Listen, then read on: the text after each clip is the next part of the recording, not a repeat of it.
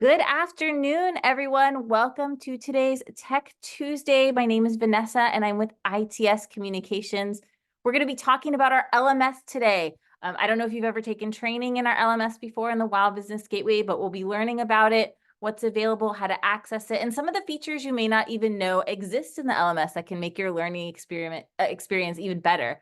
Before we begin, I just wanted to point out one really big reminder in case you haven't seen any communications about it. We do have SmartFest next week. It's on February 1st, next Thursday. So I know a lot of you have probably been, but we're going to have, a lot of people available talking about the different services that ITS offers and the library as well. There's also going to be tons of free food and the ability to win great prizes. So hopefully that also convinces you to come join us, but it's going to be practically all day, I believe, from about 10 or 10:30 till 3 o'clock. So hopefully you can join us in the library to enjoy SmartFest and meet some of us there in person. I'm also recording today's session, so if you have any questions or need to review anything afterwards, maybe even share this with some of your colleagues, I'll be sending a follow-up email afterward so that you can click on the link to the video as well as any other helpful guides or sites that we mention. And if you have any questions during today's session, please post them in the chat at any time. I do have everybody's mics on mute just to prevent any background noises from distracting our facilitators today, but you can always put them in the chat at any time. So without further ado, I'm going to hand it off to Pauline Bass and David Dickinson, who are from our ITS Training and Knowledge team, and they're going to teach you more about our LMS. Thank you guys for joining us today. Great. Thank you so much, Vanessa. And thanks everyone for joining us today. My name is Pauline Bass. I'm with the ITS Training and Knowledge team. Happy to be here today with my colleague, David Dickinson. We are going to be talking about the LMS.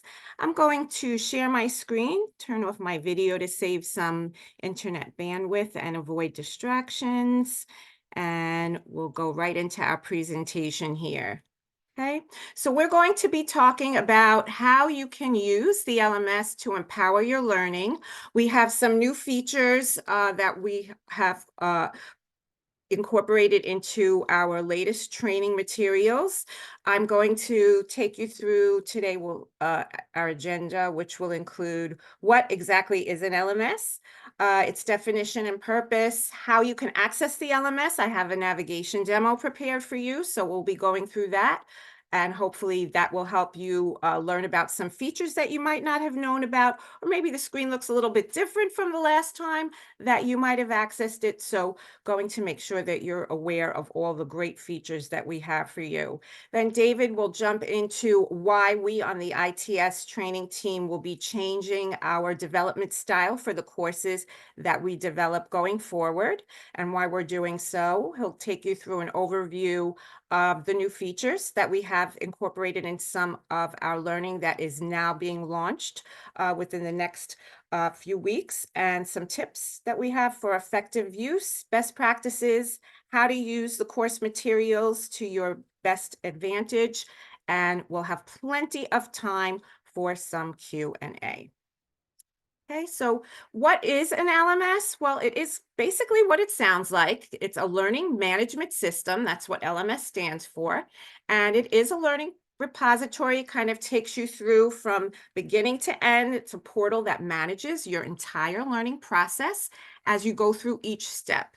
And what that entails is searching for courses, registering for courses, actually taking your courses, and then reviewing your learning history. If you need to review a course, you can do so in the system.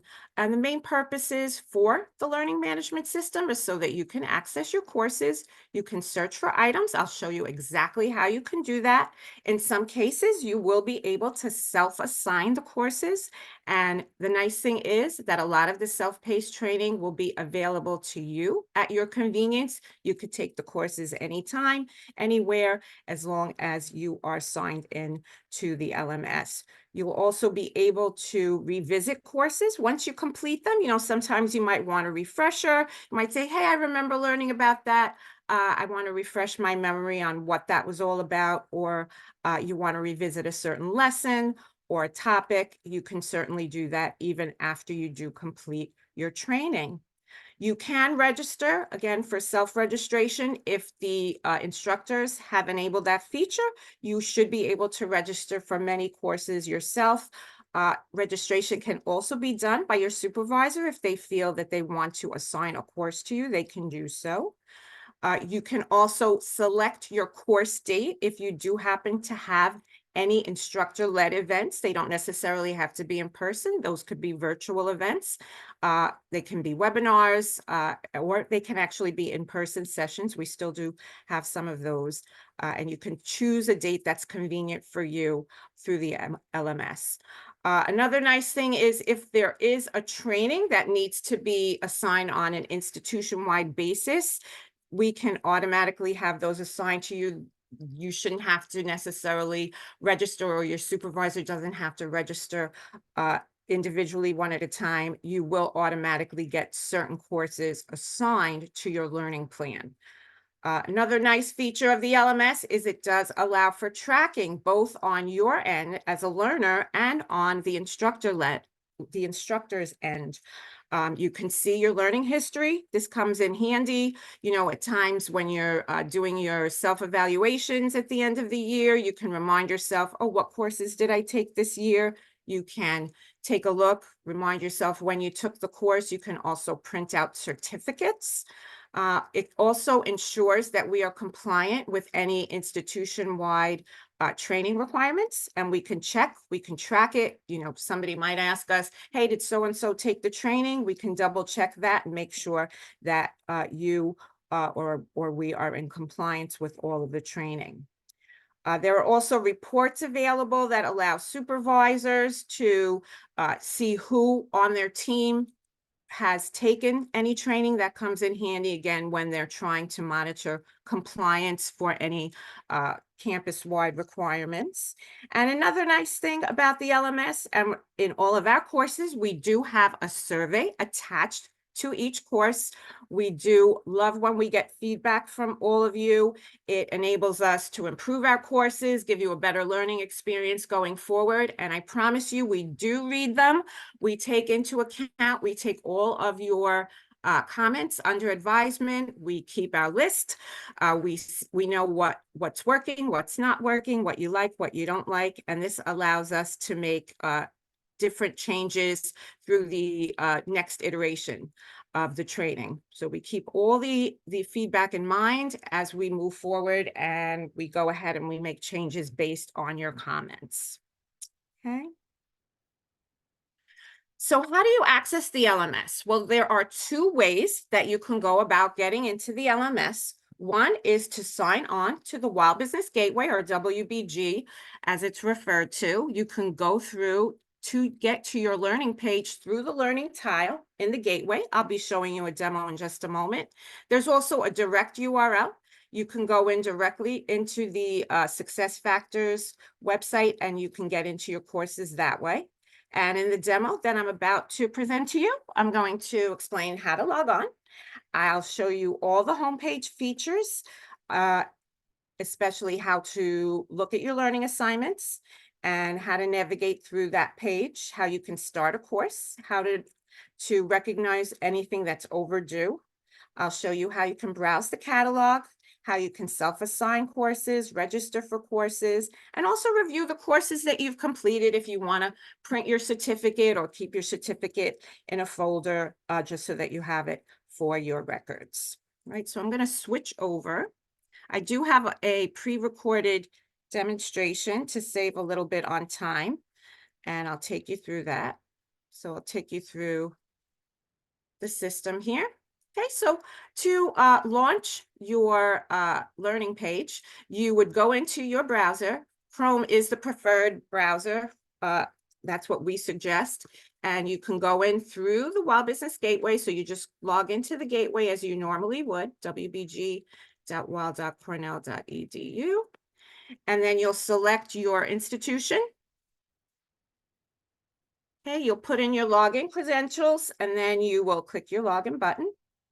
Okay, that'll take you to your gateway homepage. And depending on your access, you may have, more or fewer tiles than I have showing here, but you would want to scroll down and look for your learning tile. And once you click your learning tile, that will take you to the learning assignments homepage. And that's where you can see all the courses assigned to you and go in and use all of the other features that I'm about to demonstrate. Okay.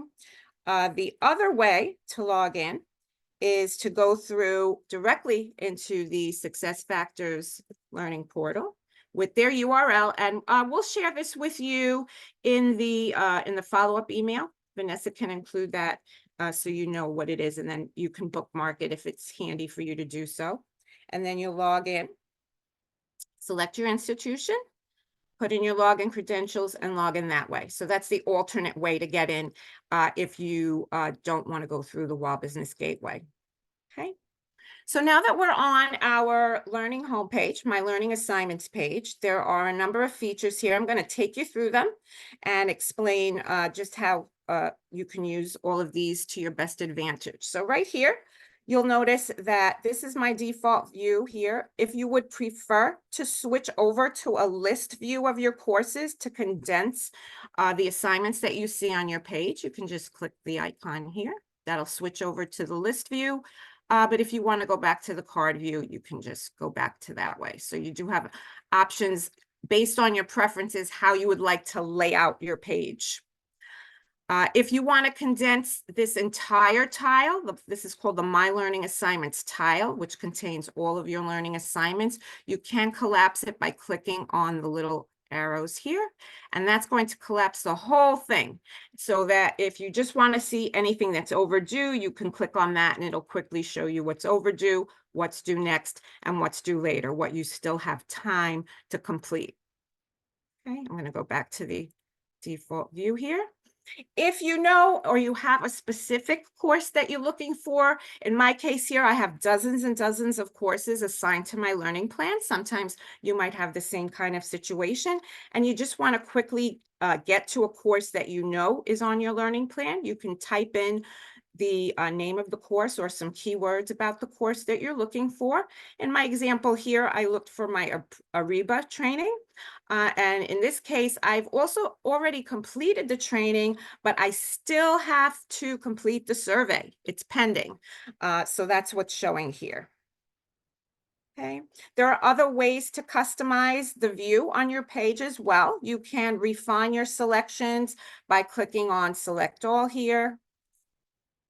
And then you can choose, well, do you just want to see your surveys, or I just want to see my online courses, or I just want to see courses that I still have to register for and choose a date. For example, if I just choose surveys, these are the courses that have surveys pending for me. If I choose online courses, I'll see everything that I can take online. These are online courses. And if I'm ready to either start or continue any of my courses, I would just make the selection based on that's beside the course that I want to either start or continue. Okay, another way I can customize the view is by looking at only courses that I have that are required. Maybe I want to get to those first, so I want those to float to the top of my list. Or I have time and I just want to see my optional courses, so I can do that. If I choose required, it's showing me everything that's required.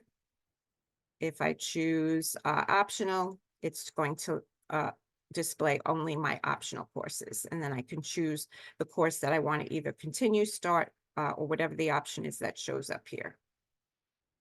Okay, very important. I notice a lot of people kind of get caught up with this. There's two sets of scroll bars on your screen. So if you wanted to scroll down and view all your listings in your learning assignments, you're going to use the scroll bar within the My Learning Assignments tile.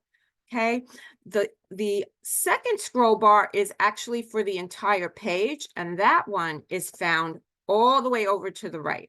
Okay, so if you want to scroll down your page, click this one. But if you only want to scroll within your learning assignments, make sure you scroll within the learning assignments window.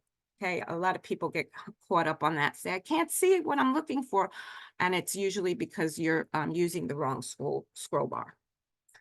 Okay, and again, when you find the course that you're looking for, you can choose the appropriate button to take the corresponding action. So in this case, it's a survey. In this case, I could start this course. I haven't started it yet.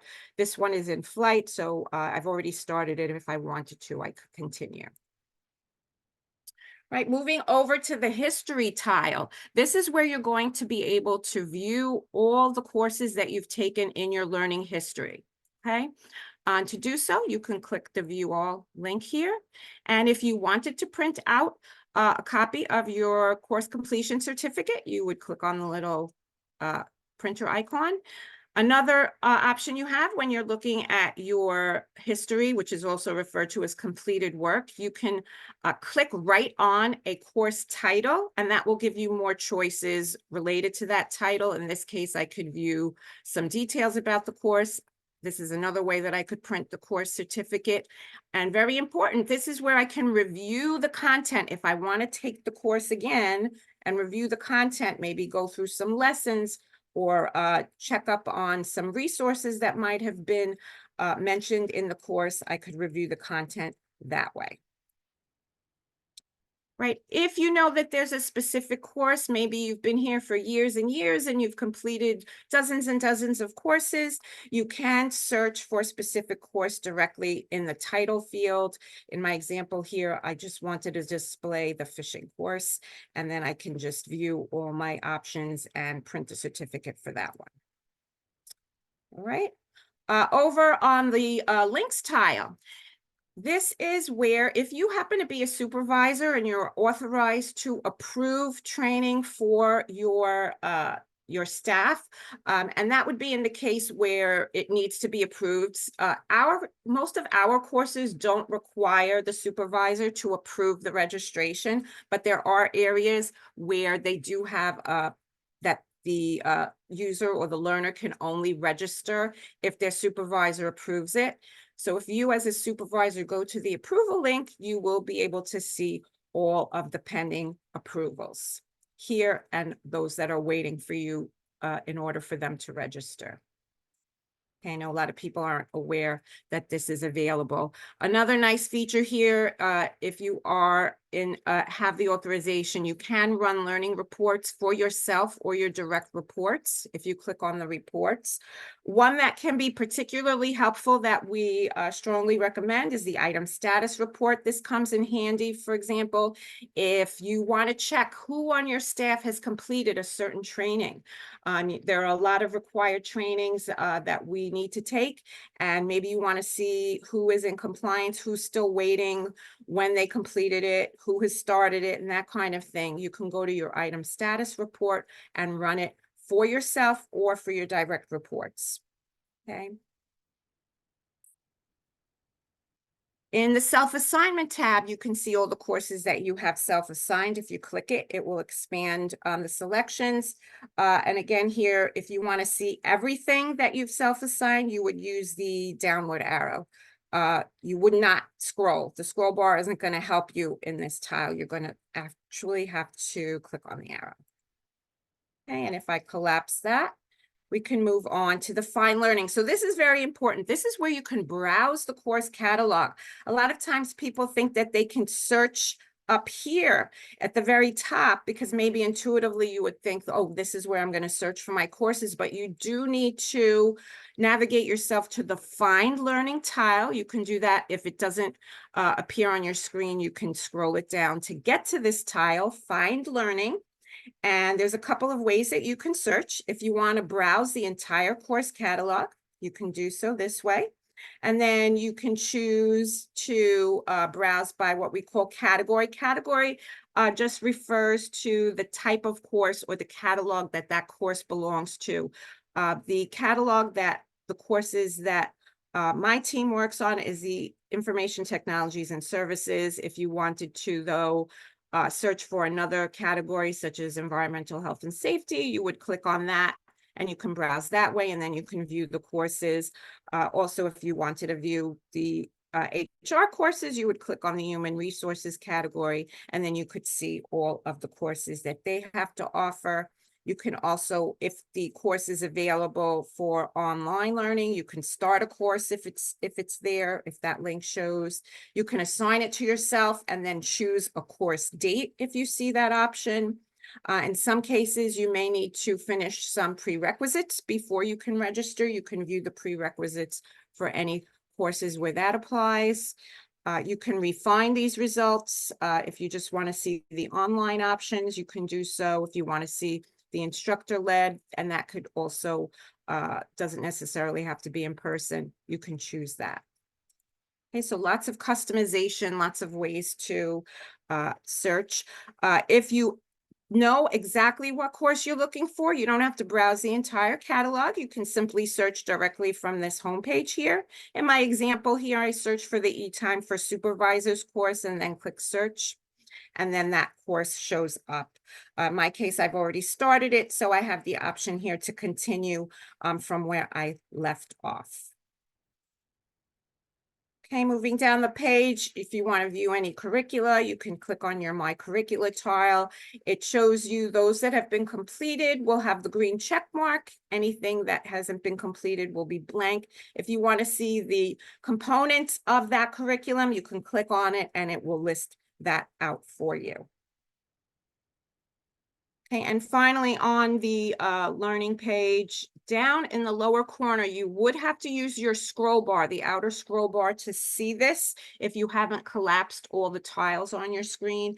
These are your available classes. If you have any learning assigned where you need to choose a course date, that will show up here. So it'll be assigned to you. And then if you have date options, for example, here, the general compliance course, I can choose to take it either in February, March, April.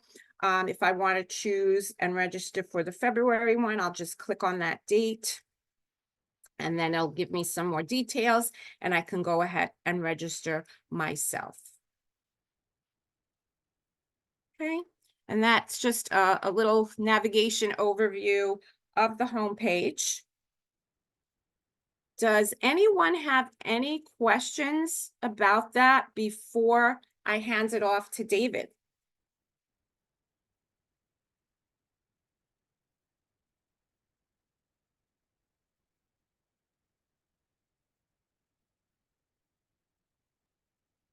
I Okay. don't see any questions in the chat, but just as a reminder for people who came in a little late. Oh, Liz has a question. Liz, what is your question? I can take you off the mic if you would like. Thank you. That's easier for me. Thank Perfect. you Go so ahead. much for doing this. It's really great. Appreciate it. I just have a question. When we're doing the trainings for the direct reports, is there any way that we're able to do, like for me, like I'm in charge of more with training, not just for my direct reports, but a lot of the unit. Is there any way that I'm able to send the trainings or the suggested trainings to them? Or do they have to be direct reports and be given to them by their managers? You can recommend, there is a recommend feature. Sometimes when you're looking at a course, there is a recommend feature. You'll see a recommend button. But it's not going, they'll get an email and it'll show that somebody is recommending a course to them. There is no way, unless they are a direct report, that you can actually assign the course to them and have it show on their training plan. But you can suggest something to them by using the recommend feature. But I'm not sure if that's going to, accomplish what you want. Okay, thank you. You're welcome. Thanks for that question. Good question. Okay, so it looks like there's no more questions. So I'm gonna take the baton and thank you so much for giving me the opportunity to speak today. So let me just share my screen and we'll continue this presentation.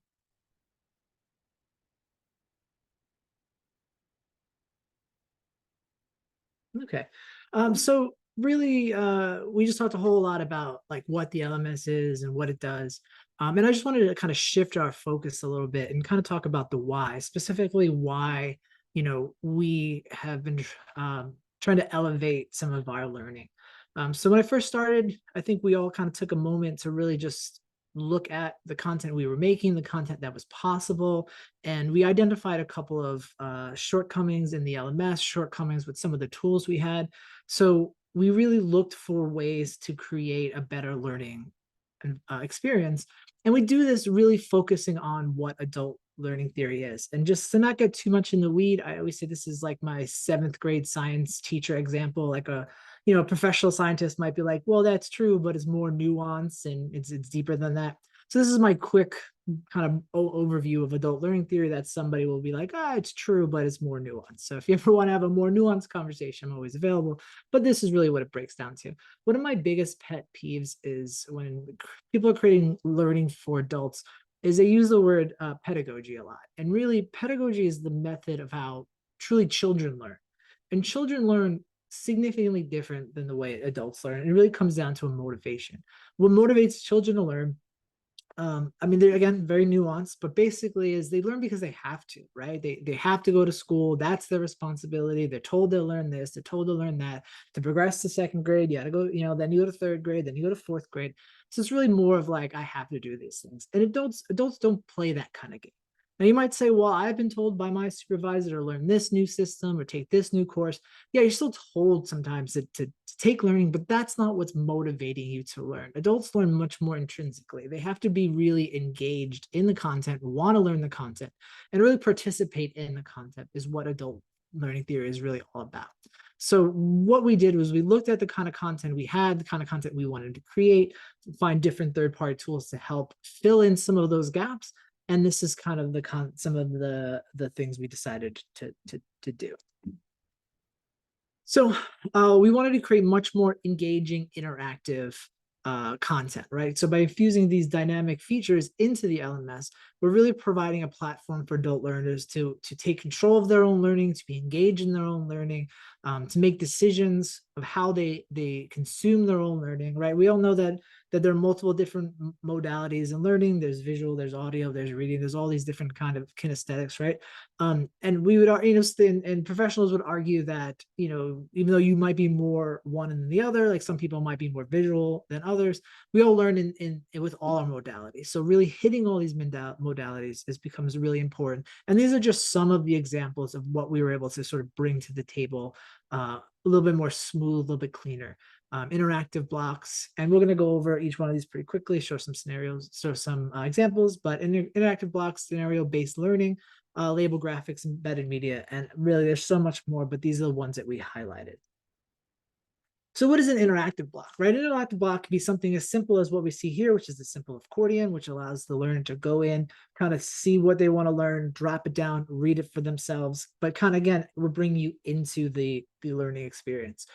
Far too often we see learnings, or we've had to take learnings that were about like a 45-minute, essentially a PowerPoint recorded slide. And although that the content in that slide is great, the presentation of it and how it presents and how it goes on and how you're just sitting back and letting the learning wash over you becomes problematic. Really, everything, in my opinion, when it comes to creating good quality learning experience, is it's 50-50. It's matter, right? It's not only what you say, but it's how you present the content. So if this content was presented in a way where you had to watch a 5, 6, 7-minute video, it's almost less effective than is if you give the opportunity for the learner to engage in the content the way that learner wants to, right?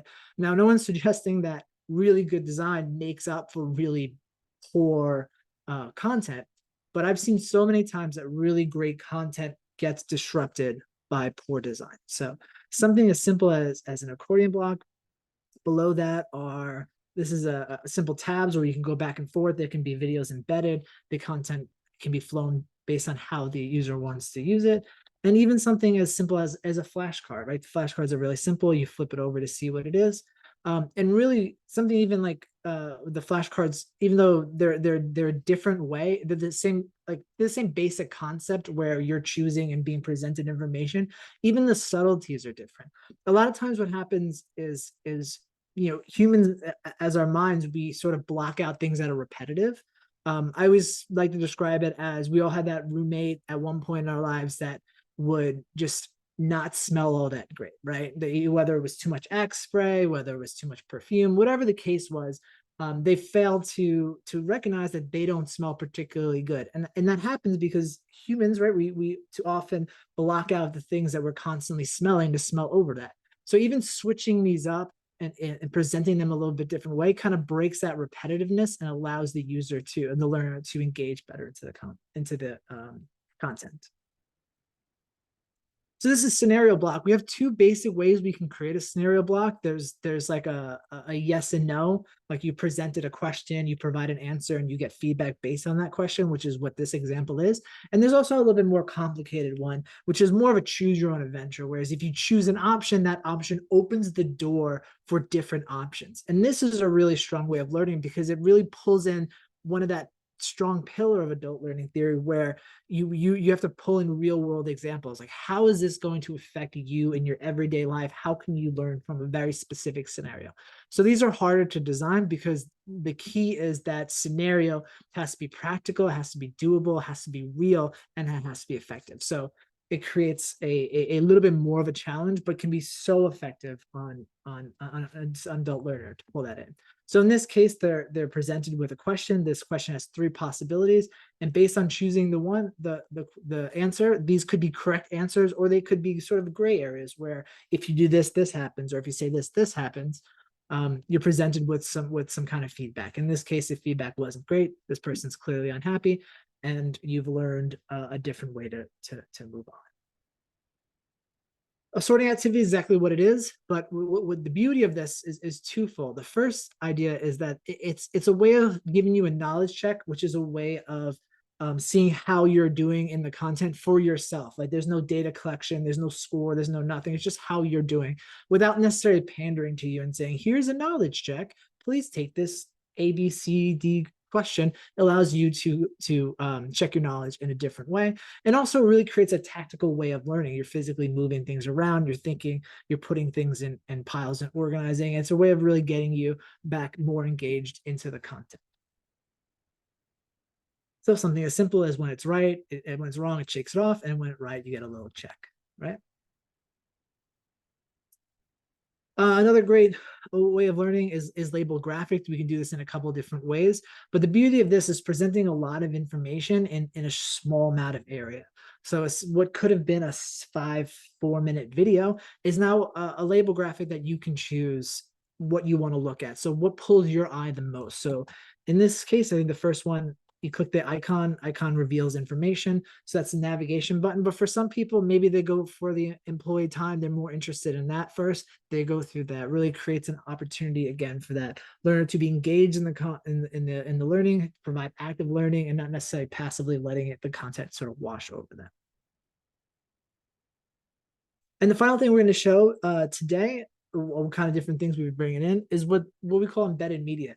And these are videos, but they're videos that are brought in through Panopto, which do a couple of really interesting things for us. First of all, it allows us on the back end to be able to update and change and alter the video without having to go back in and do anything to the LMS. So that's a really great helpful for us, making sure that the content is always up to date, because nothing's more frustrating than seeing something that's clearly out of date. But it also allows you to add certain things into the video. And videos are great. They're wonderful ways of teaching and showing content and learning content, but they're often they can be overdone and overplayed. There's a study by IBM Interactive, which I refer to a lot, that essentially says if you break down your video, first you have the first 10 seconds to capture someone's attention. So after that first 10 seconds, about 50% of your audience start tuning out or changing the video. So you have 10 seconds to capture them. After that 10 seconds, you have them for about 30 seconds before they start thinking in their subconscious mind, do I want to keep going with this, or do I want to give this up? So really, if you do it really, really, really, really well, you can get like 1.5 minutes, 2 minutes, possibly 3 minutes, depending on how good your content is, to stay in focus. But when we see videos that are 45 minutes, 50 minutes, 30 minutes, the audience, the learner is going to tune out, and that's hard to fight.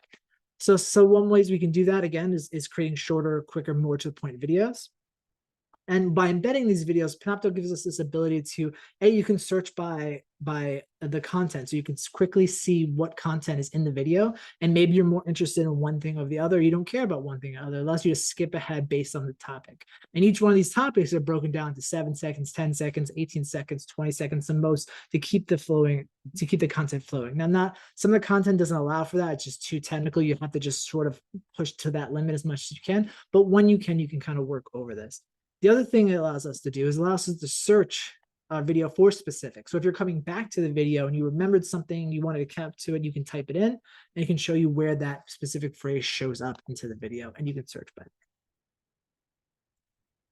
So this is sort of the different things we're sort of weaving into the fabric of our of the content we're pushing out of there. The first time we ever did this was for one of our e-time courses to show it the course in its actual native view. This is sort of the window that would pop up into your LMS window, and we really like this feature of this technology because it puts everything all into one, and you don't have to finish one thing, go to another thing, go to another thing. It's all encompassed in the same screen. So you don't have to find anything and things don't get lost in translation. So first of all, you can see things are moving, things are presented to us. This is the opening bit, right? This is the opening course. You can get your learning, and then you can begin the course when you're ready. But because of this new style, we do have a hamburger feature up in the top left, which opens up an option to explore what your learning is, how far you're done. So currently we've done 0%, but you can see you can get a good road map of where you are, where you're going. You can jump around depending on the style of the course. Now, some courses are you have to do 1, then 2, then 3, just because that's how it has to be learned. But for the most of the time, when we can, we like to keep it open so you can bounce around and you can learn the way you want to, again, adhering to that adult learning theory. So if we jump to what is e-time, we can see that we now have content, we have video, we have embedded videos, we have, we can move around and open up our accordions. And then again, we have different videos that go in. Again, these videos are short, they're to the point. How these videos are structured is really important too. Poor audio, poor editing, blurry screenshots, all those things are distracting. Anytime you distract your learner, it forces them to focus a little bit more, work a little bit harder, and you lose some of the content you're trying to build. So we make sure all videos are to the point, are well produced, audio is crisp and clear, and anything in the video is visually stunning. Another great feature is there's a pop-up video feature, and you can move this out of the way when you want the whole screen. But you look at a screenshot like this is talking about a layout of a time approval application. And in there, it's kind of hard to see, right? It's not the greatest thing ever, but we don't want it to be like this because now it's taking up your whole screen and maybe you're not ready for it. You want to learn some more content. So this really gives the learner an ability to kind of see the whole image with a simple click, crystal clear, knows exactly what you're talking about, what's going on, and then you kind of get out of your way when you're looking for it. So every image can be easily popped in, popped out as we move forward. Again, here is another example of the labeled graphics, and we can move on. The other thing we did was we were able to bring in the final assessment into the actual flow of this. So you don't have to leave this, go to something else, that you don't lose it. Sometimes you have back-end issues where it gives you credit for one thing and not other. This kind of brings your whole experience into one collective experience. And that's really what we were looking to accomplish. So this is just sort of the new stuff that we're trying to pull out. There's not too many that we've gotten to yet, but as we move forward, we're hopefully going to be more and more into this world. Really, again, adhering to those pillars of adult learning.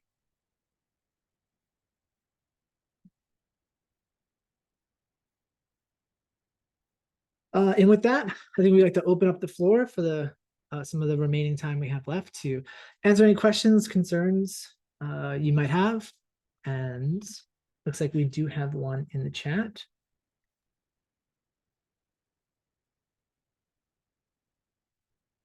So we talk about the question it is very difficult to get excited about learning something like e-time when the system is building the modules are imperfect. Right, so definitely the content you have to deal with is not always the most exciting. And I think, the goal isn't necessarily to make bland content exciting as much as to make the design in a way where the learner can experience it in an engaging way where they feel like they're in control of the learning and they can maneuver the learning and the learning is impactful to them. I think, you know, especially when you think of something like the way, you know, just regular time when you're watching something that you feel like you know the beginning of it. You like if you're watching a presentation or speech and the speech is really well structured. You know, a 20-minute speech doesn't feel as long as a really poor 5-minute speech. So sometimes, you know, the content is the content, you have to learn it. But the better you can present it, the better you can roadmap it, the better you can design it, can really, I think, break down a lot of those frustration doors. But if the question is also about the product itself, I mean, we're learning designer, you know, instructional designers, you know, we're not software engineers, so we can only, again, design what we have to work with.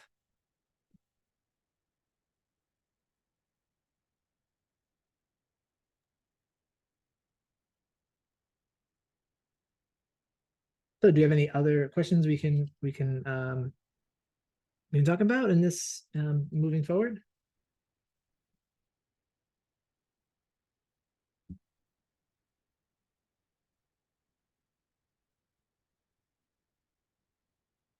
All right, well, all crickets.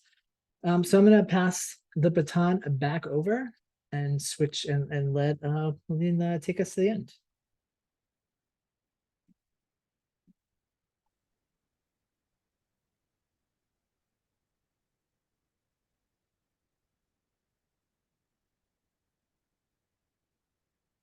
All righty. So if you do think of any questions or at any time you have any comments for us or feedback for us, we'd love to hear from you. You can contact us at our training mailbox, which is its-training@med.cornell.edu. And we'll be sure to get back to you. Also, we will be attending next week's Smart Fest event, so please stop by and say hello to us. Come to our booth, stop by our table, and if you have any questions or comments at that time, we'll be happy to, you know, demo anything for you or answer your questions then as well. Pauline, we have one, well, not a question, but comment in the chat. I'm not sure if it's better to take it offline, but it is an issue about printing certificates for course completion. We can get back to that person and try to assist them. I'm not, if the learner has access to the LMS, they should be able to print a certificate for the course if it is on the LMS. I'm not sure what course it is. I see there's also the temps. They had a question about temps logging in. The best way for a temp to log in would be by using that direct SuccessFactors SF-LMS URL, which we'll be sharing in the follow-up email as well. So hopefully that'll help with that issue. Perfect. Ian, I'll put you in touch with Pauline and David to hopefully address the certificate issue that you're having.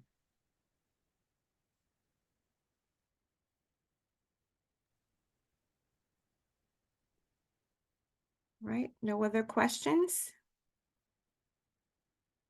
Well, if you guys do have questions, if you think of some after the session, like Pauline mentioned, we do have that its-training@med.cornell.edu email that you can reach out to. I will be including it in the follow-up email and include just some notes about today's session so you know who to reach out to or how to access, for example, that direct link to SuccessFactors that may help you log in, at least temps, you know, to reach their courses. Again, we'll be at SmartFest next week, so if you have questions about the LMS or the plethora of other services that we offer at ITS, please join us in the library on February 1st, and a bunch of us will be around. You can hop around, grab some food, and talk to us, and we'll be happy to help. So thank you guys for joining us for today's Tech Tuesday. We won't have Tech Tuesday next week, but join us on February 6th. We will be doing a session on Microsoft Forms. Hope to see you then, guys. Have a good one.